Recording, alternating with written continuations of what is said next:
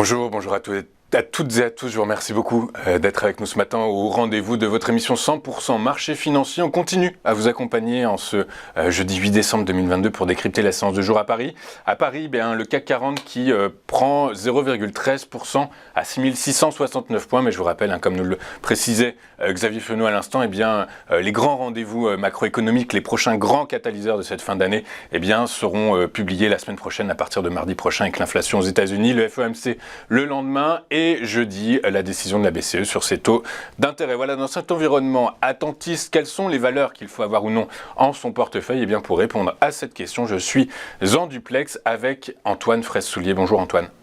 Bonjour et bonjour à tous. Bonjour, je vous remercie beaucoup d'être avec nous ce matin. Antoine, je rappelle que vous êtes Financial Market Analyst chez eToro et vous avez choisi de nous parler ce matin de Sanofi qui hier a signé la plus forte hausse du CAC 40 grâce à un avis favorable sur son médicament, le Zantac.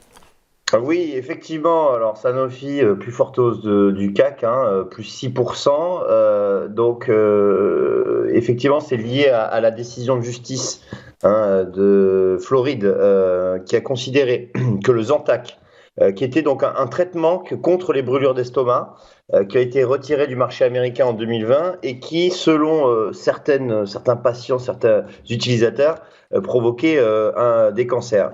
Donc ce litige, l'annonce de ce litige avait fait chuter même Sanofi de 15% à la Bourse de Paris au mois d'août.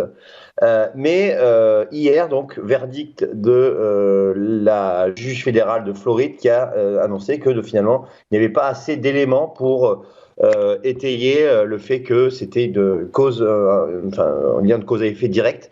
Par conséquent, le titre a rebondi fortement. Il n'a pas récupéré toute la baisse qu'il avait fait au mois d'août, mais on voit graphiquement que on a eu l'ouverture d'un gap haussier assez intéressant, ce qui veut dire que ça relance la dynamique positive sur le titre Sanofi.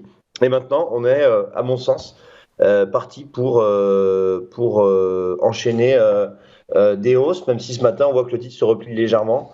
Mais à mon sens, le titre va poursuivre sa progression. Donc à court terme, on peut envisager une poursuite de la progression haussière sur le titre Sanofi, c'est bien ça? Oui, effectivement. Je pense que le niveau des 95 € serait un objectif atteignable puisqu'il correspond justement au moment de l'annonce de cette affaire Zantac.